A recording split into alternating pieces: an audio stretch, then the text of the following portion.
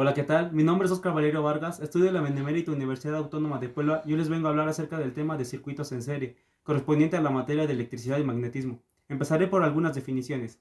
La corriente.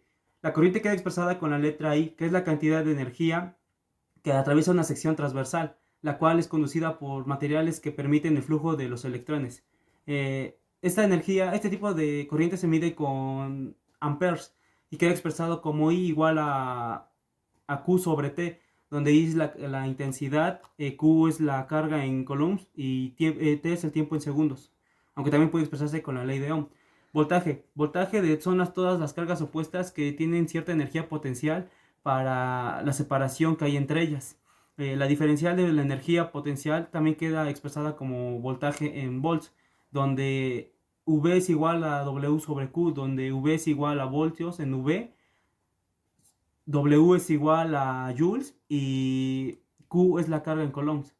Resistencia. La resistencia es igual a V sobre I y se define como la relación que existe entre la diferencial de potencial de V entre dos conductores y la intensidad de corriente que circula. La resistencia eléctrica se mide como la oposición que presenta algunos materiales hacia el flujo de los electrones.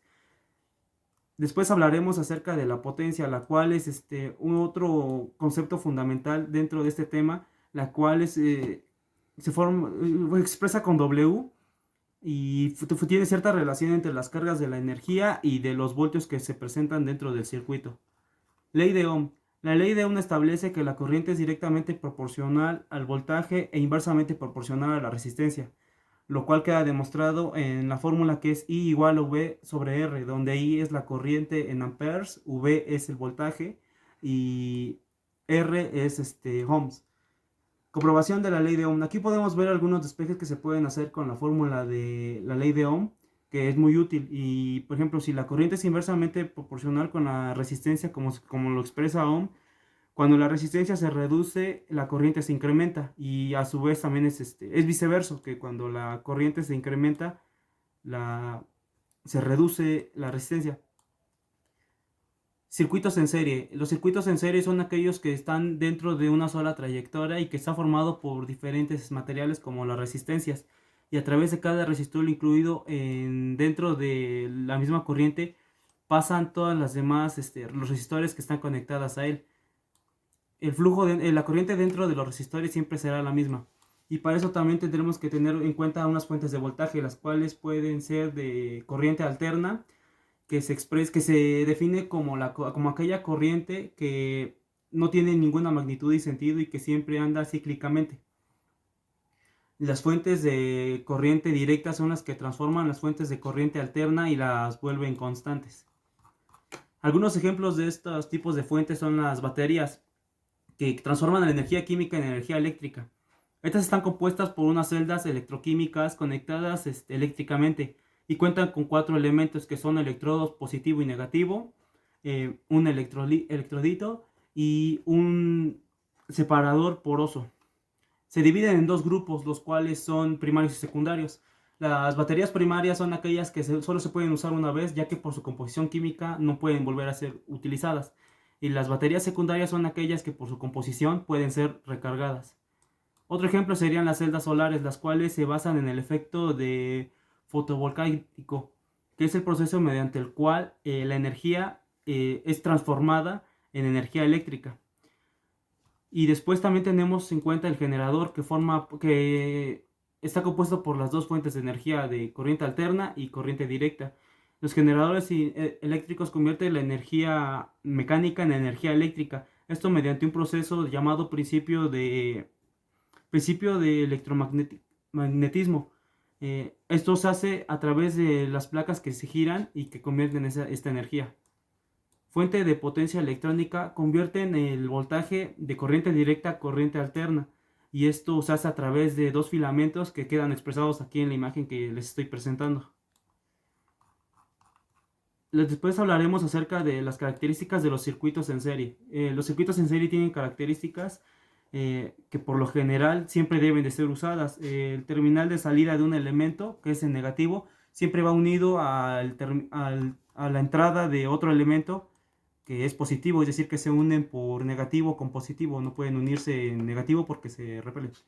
Con positivo. El voltaje total es igual a la suma de los voltajes individuales que queda expresado aquí en la imagen que les estoy mostrando. En caso de que encontremos con una sola fuente de voltaje, la tensión aplicada en el sistema sería igual en todos los demás elementos de cada circuito. La resistencia de la corriente es la misma en cualquier punto de la corriente y pues, por lo tanto nunca van a tener un cambio diferente. Esto se debe a que la corriente no se divide en ninguna ramificación, ya que todo circula a través de ella misma.